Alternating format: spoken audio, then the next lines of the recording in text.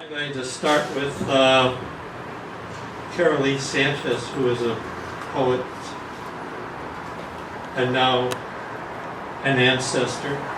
I met her over at the Coffee Gallery on Upper Grant in the early 70s.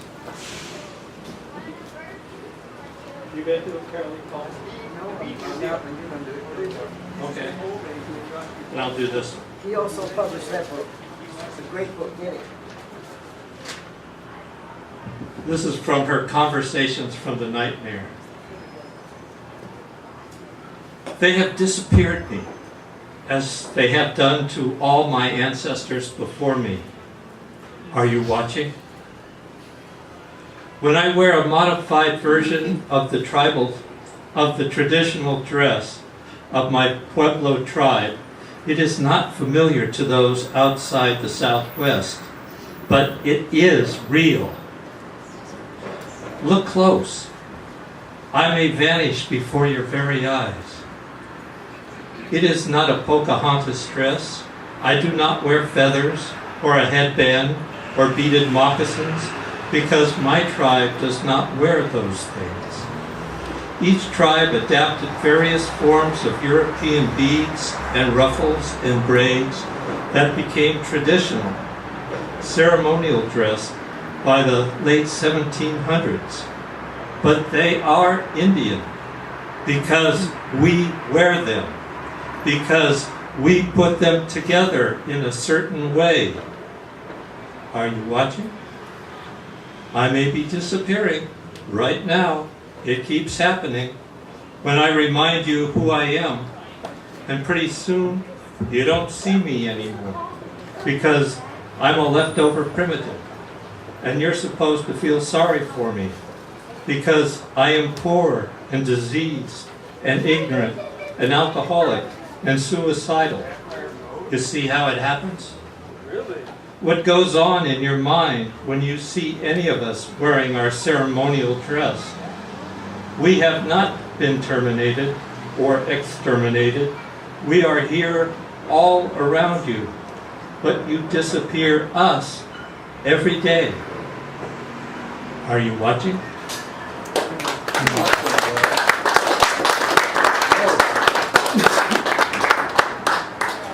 Carolee was one of the creators of the Bay Area Poets Coalition, and she also redid Poets in the Schools for the state.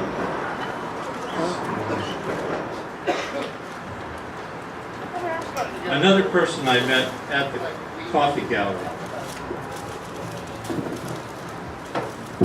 For Druid Spectle. You've been gone 5 years. Today I know it's forever. The Social Security Death Index explains why you didn't return my calls. I failed you. I won't blame your puns directly, but they created a distance you needed, as I have learned from taking your lead. We roamed the streets together, reading poems to those who didn't know they needed one, even after we were done. You offered me a room when I had no money and no job, fed me until I got one. We talked poetry till all hours of the night, created festivals where hundreds read their poems. We made poems on the spot and failed on stage trying. You were always reading books, a Phi Beta Kappa from Purdue. You could talk about scaling Pentagon walls, and later always on call at AT&T because you knew their main computer best. I saw it as something big enough for your intellect, and along with that responsibility, you drank. Closed Yancey's many nights. When last we spoke, you had had a stroke. You said you remembered lines of my poetry, but not my name. Reading was frustrating. Your peripheral vision continued the page. With imaginary characters, your brain was slow to identify. But you'd like to have dinner sometime, even for old time's sake. Just give you a call.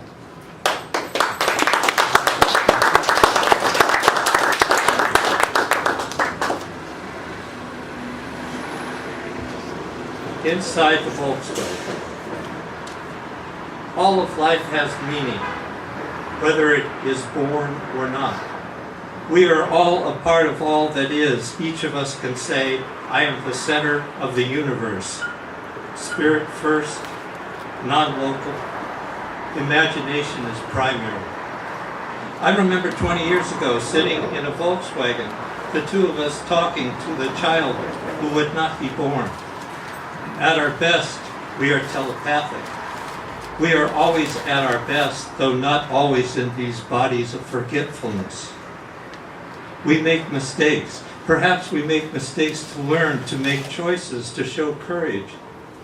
In the Volkswagen, we tried. In the Volkswagen, we talked and we cried, but we couldn't have been joyful, given thanks to all that is, but the time was not right, for her primarily, and for me. All life is meaning. Ego fixates on the body, while soul creates a bold image out of the air continuously, ourselves and the world around us. I have never believed in their good and evil. It reeks of their authority from ancient Roman times. We do our best. It is the wounds that demand careful attention. Let us embrace our unacknowledged selves with compassion. This is the choice I make, knowing spirit never dies. All right.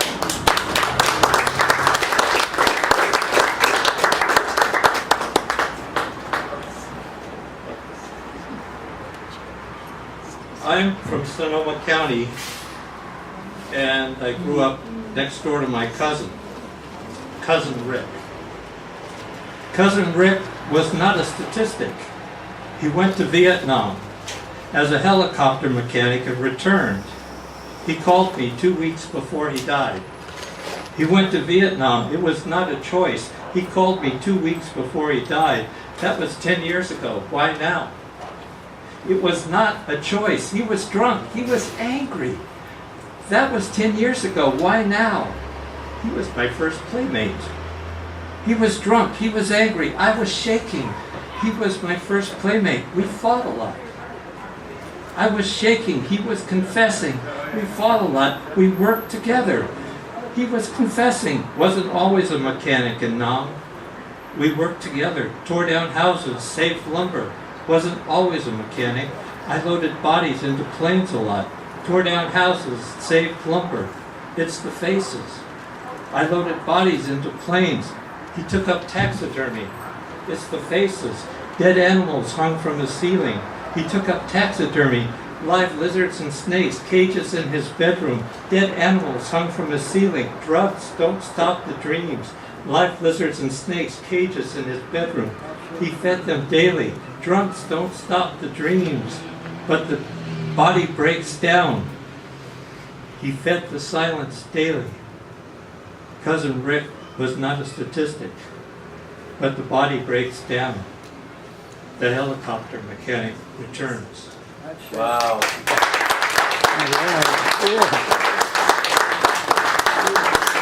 Beautiful.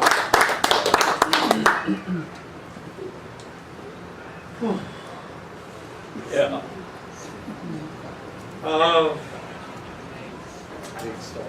Do I have time for two? My first reading. Allen Ginsberg, sitting on the floor, on stage, at Freeborn Hall, 1970, playing our harmonium and chanting Blake's songs of innocence and experience. He sat on the floor and listened. We sat on the floor and listened. Someone started dancing, or he suggested it. And then we were all dancing. No one sat. We started in a circle, holding hands. Then we broke apart, did our own thing, came back together in small groups. We were dancing like hippies at the Fillmore in '67 at a Sunday Zappa freakout. Frank hated it, flipped us off, thought us phony. Alan dug it, encouraged it. His recitation more excited as the evening grew. This was my first poetry reading. I went back the next night. Alan read his own work. He stood at the podium. The audience sat in seats, ponderous, 3-4 times as many as the night before. It was wonderful, but nobody danced.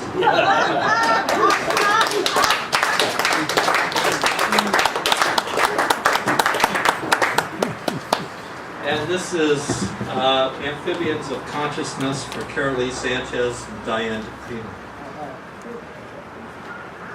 Beyond the quiet, dappled light, through the shadows of many child and adulthoods, beside the creek that swells in spring, the amphibians of consciousness gather around a rough and ancient oak, throughout the incensed and candled ceremonies, among satyrs and winged minions.